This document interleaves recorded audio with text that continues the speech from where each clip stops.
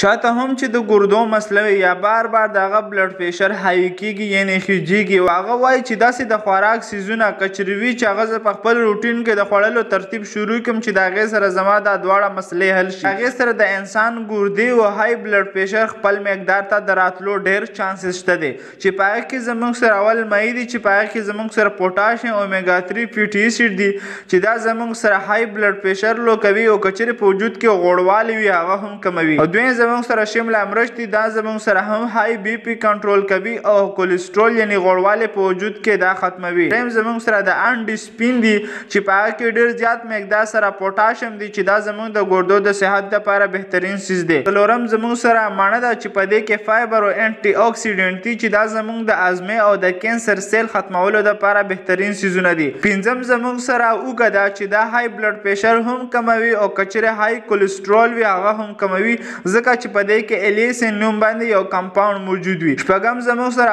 اونین دي چې په دې کې سلفر دي او دا زموږ د ګردو د صحت لپاره بهترین سیز دی. همدغه شان میډیکل انفارمیشن دپاره ډېر مستقیم در سره فالو کړئ او دا ویډیو در سره مخکې شیر کړئ. شکریه. الله حافظ.